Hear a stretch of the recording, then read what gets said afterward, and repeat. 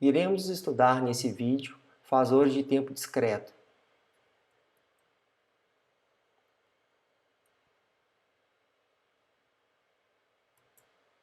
Vamos estudar algumas propriedades de fazores de tempo discreto.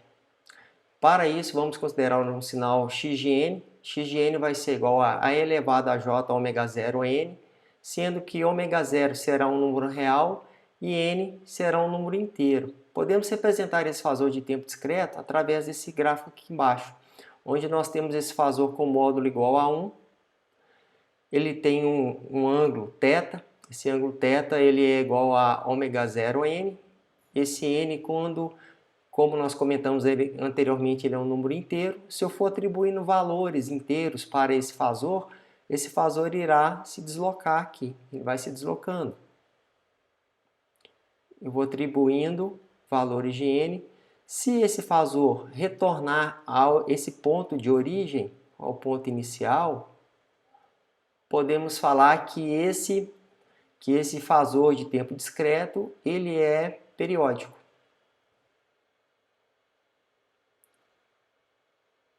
A representação do diagrama acima será o mesmo para o tempo contínuo, com apenas a diferença que no tempo discreto a trajetória se dará em intervalos definidos. Será em intervalos definidos porque o meu n, ao invés de ser n ser real, ele vai ser um n pertencente ao conjunto dos números inteiros. Então, por isso que ele vai ser definido.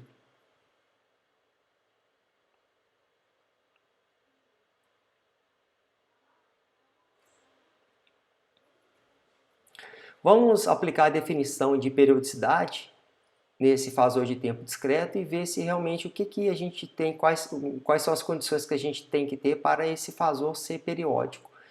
Nós vimos anteriormente que a condição para um sinal ser periódico, nós temos que ter x de n igual a x de n mais n grande, sendo n grande pertencente aos números inteiros e n é um número real. Então, e elevado a j ômega 0 n é igual a e elevado a j ômega 0 n mais n grande. Então, para termos essa condição atendida, esse termo aqui já é igual a esse termo, mas esse termo aqui tem que ser igual a 1 para a gente ter essa igualdade atendida. Então, e elevado a j ômega 0 n grande tem que ser igual a 1. Posso aplicar a relação de Euler nesse termo. Então, nós teremos cosseno de ômega 0 n mais j seno de ômega 0 n é igual a 1. Para essa expressão ser igual a 1, o meu cosseno de ômega 0 n grande tem que ser igual a 1. E o meu seno de ômega 0 n grande tem que ser igual a 0. Para essa condição ser verdadeira, eu ter essas duas condições atendidas, o meu ômega 0 n grande tem que ser múltiplo inteiro de 2π. Então vamos colocar essa condição aqui. Então com isso eu consigo tirar duas relações. Uma para calcular a relação 5, um para calcular o período do sinal e a relação 6 para a gente calcular a frequência do sinal de tempo discreto. Podemos ver que essa relação ela é diferente da relação de tempo contínuo, né? A relação de tempo contínuo não aparece essa constante m. Já no sinal de tempo discreto aparece essa constante m aqui, esse número inteiro. A gente vai ver que esse m vai ser um número inteiro, tem que ser um número inteiro positivo. Bom, vamos trabalhar agora o assunto estudado até no momento. Vamos trabalhar com 3 exemplos. Esses 3 exemplos foram retirados do livro Sinais e Sistemas, do Oppenheim-Wilski.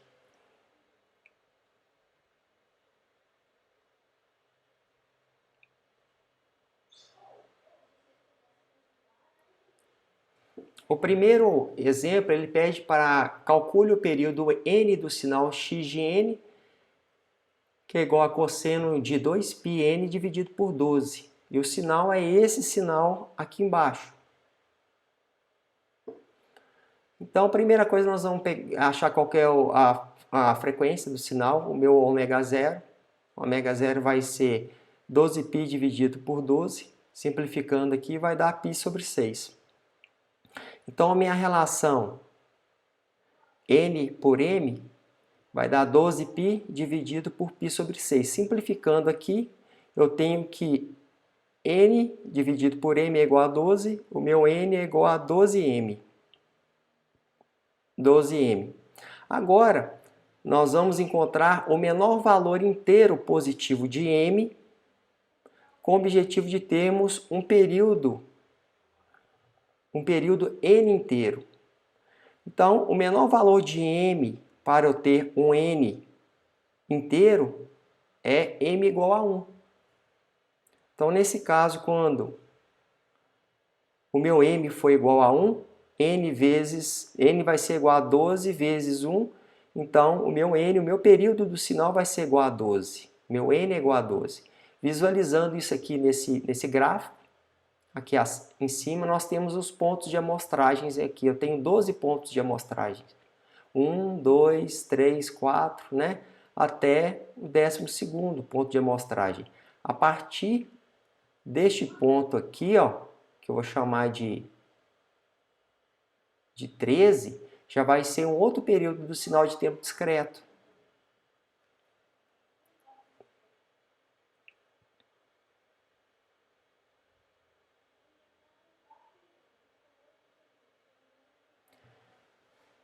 Nesse outro exercício, ele pede para calcular o n também, o n do sinal, calcula o período n do sinal, x de n, que é igual a cosseno de 8πn dividido por 31. Então, a minha frequência, o meu ômega zero é 8π dividido por 31.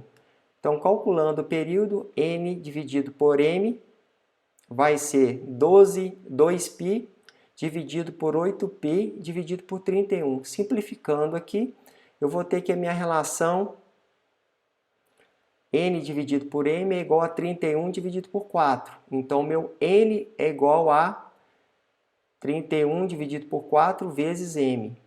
Então, qual que é o meu período? Nós vamos ter que achar agora, vamos ter que encontrar o menor valor inteiro positivo de m,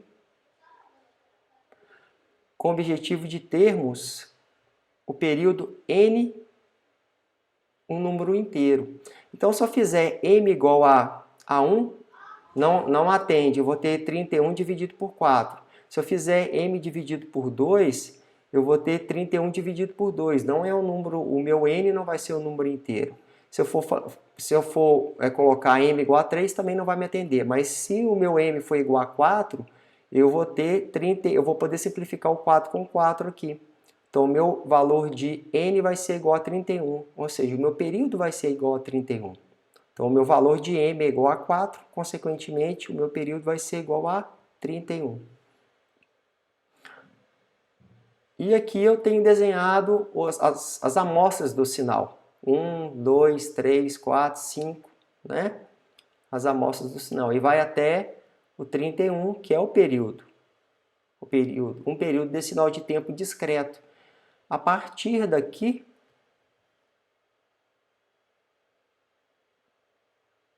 a próxima amostra já vai fazer parte de um outro ciclo do sinal. Observando esse sinal, vocês podem pensar o seguinte: isso aqui eu estou achando isso meio estranho, porque eu estou imaginando uma envoltória nesse sinal. Imaginando uma envoltória nesse sinal. Igual é um sinal de tempo contínuo. Então vamos imaginar isso aqui junto, vamos pensar junto sobre esse assunto aqui.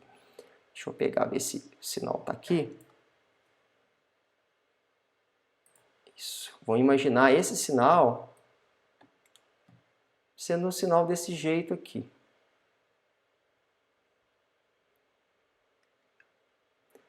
Sinal de tempo, deixa eu só colocar ele aqui para a gente pensar. Isso. Isso, vamos pensar que é um sinal desse jeito aqui, ó. Assim acho que fica melhor isso aqui, assim. Isso, legal. Eu estou imaginando esse aqui um sinal de tempo contínuo. Sinal de tempo contínuo, se fosse um sinal de tempo contínuo com essa envoltória, o meu período seria isso aqui. E não seria daqui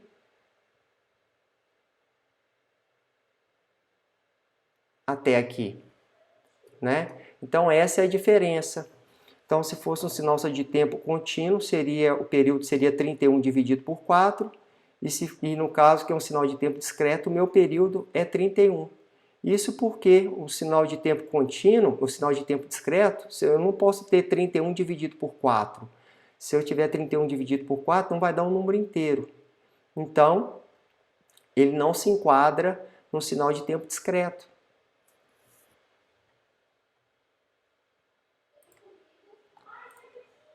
Vamos ver o último exemplo.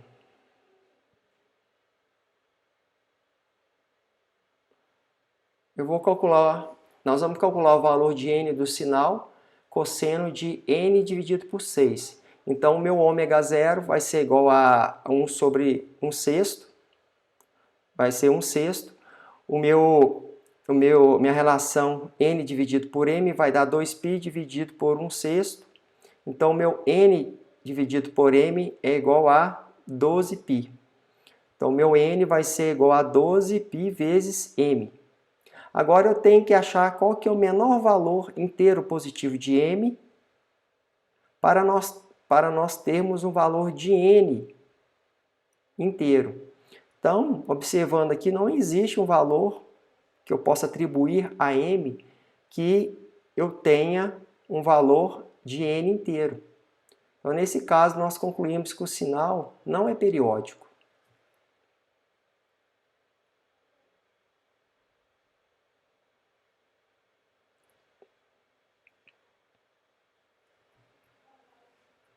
Bom, vamos estudar um outro assunto agora. Vamos estudar agora o que nós chamamos de periodicidade na frequência. Isso aqui é uma propriedade bastante interessante que acontece em sinais de tempo discreto, fasores de tempo discreto. Para analisarmos essa propriedade, essa periodicidade na frequência, vou considerar aqui um sinal x de n. X de n é igual a e elevado a j ômega 0 n. Vou chamar isso aqui de uma relação 7. Vou considerar um outro sinal que vai ser chamado de x de n também, vai ser e elevado a j ômega 0 mais um delta. Esse delta, ele vai poder assumir vários valores. Esse delta, ele vai poder assumir, ele vai poder assumir, por exemplo, o valor de π dividido por 8, π dividido por 4, π, e eu vou incrementando esse delta até um valor, por exemplo, de 2π, correto? Queremos saber agora como o fasor 8 se compara com o fasor original 7. Nós vamos comparar esses dois fasores. Então, a minha referência vai ser o fasor 7 e eu vou incrementando o valor de delta e vou comparando com o fasor 7. E nós vamos ver o que vai acontecer. Eu poderia fazer isso aqui algebricamente para todos esses valores, mas nós vamos pegar um valor aqui que ele chama mais atenção, que é quando o delta, eu pegar minha frequência ômega 0 e somar com 2π. Então nós vamos fazer algebricamente, somente para 2π, e depois a gente vai ver graficamente, abaixo, através de um exemplo, o que acontece quando eu tenho o meu delta é igual a π sobre 8, π sobre 4. Então vamos fazer isso aqui. Primeiro, então eu vou colocar aqui, eu vou comparar os dois sinais. Então eu tenho que E elevado a j ômega 0 n é igual a E elevado a j ômega 0 mais 2πn. Então, resolvendo isso aqui matematicamente, né, fazendo um algebrismo aqui, eu vou ter que E elevado a j ômega 0 n, ele é igual a E elevado a j ômega 0 n, vezes E elevado a j 2πn. Esse para a gente ter essa relação validada, igual, né, atendida, nós já temos que esse termo aqui é igual a esse termo aqui. Só que esse outro termo aqui, ele tem que ser igual a 1. Então, nós colocamos ele aqui igual a 1 e já aplicamos a relação de Euler, como nós fizemos anteriormente. Então, eu vou ter que E elevado a J2πn é igual a cosseno de 2πn mais J seno de 2πn é igual a 1. Mas nós observamos que seno de 2πn é igual a 0. E cosseno de 2πn é igual a 1.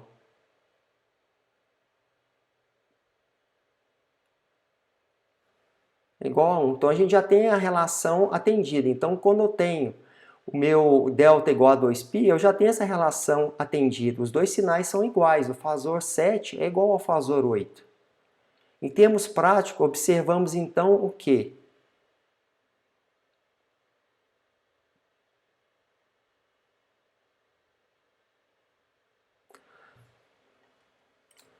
Nós observamos que vamos aumentando a frequência original, ou seja, eu tenho um sinal aqui, E elevado a J ômega n, né? Esse ômega n, J ômega n, eu chamei esse ômega n de ômega 0, n. Eu vou aumentando, eu vou pegando e vou aumentando ômega 0 aos poucos, e quando nós temos a frequência original, que é o meu ômega 0 aumentada de 2π, a frequência original se repete, ela aparece novamente. Existe uma frequência máxima que consigo representar no sistema de tempo discreto, que no contexto normalizado vai ser quando eu tenho ômega 0 igual a π. Vamos entender esses pontos com mais detalhe na figura a seguir.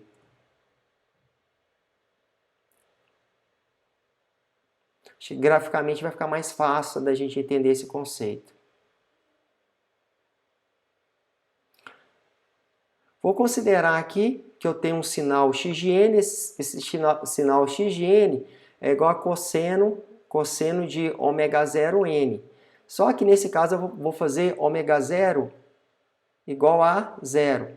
Então, vai ser cosseno de 0 vezes n vai ser igual a 1. Nós temos aqui um sinal x de n, um sinal contínuo, né? Que a minha frequência é igual a 0 e o período é indeterminado.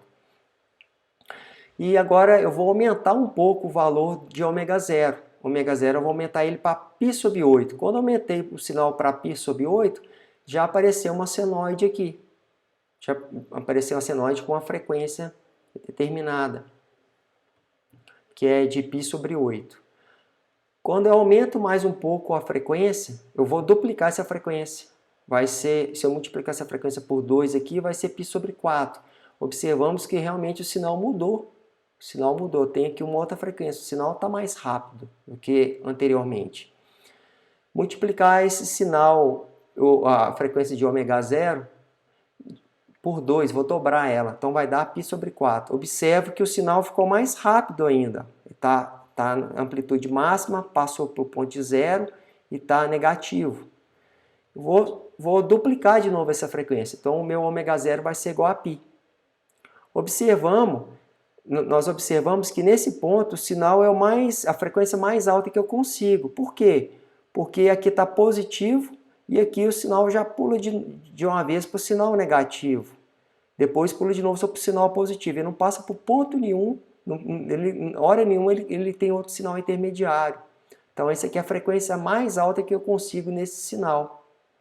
Ah, mas e se eu quiser pegar e colocar ômega 0 igual a um sinal maior do que, um valor maior do que π, eu posso fazer? Sim, você pode fazer. Vamos colocar isso aqui. O meu ômega 0 aqui agora vai ser igual a 3π dividido por 2, que é maior do que π. Então, nós observamos o quê? Quando eu faço isso, o parâmetro é igual ômega 0 é maior do que π, mas o sinal, a frequência física mesmo, se eu for medir lá só com osciloscópio, a frequência vai ser menor do que quando eu tivesse π.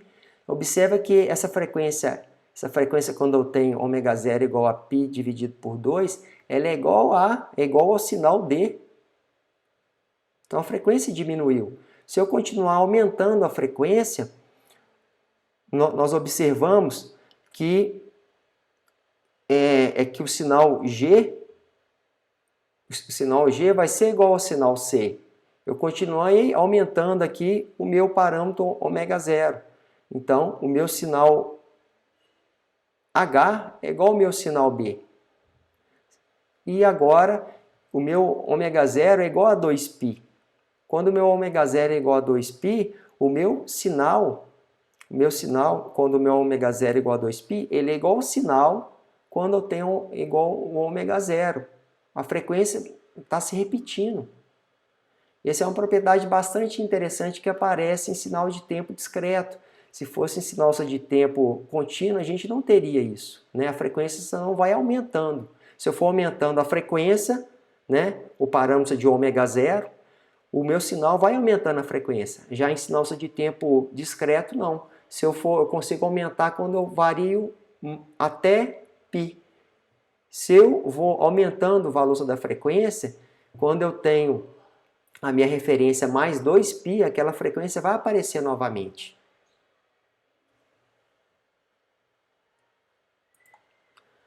Bom, com isso nós finalizamos essa aula.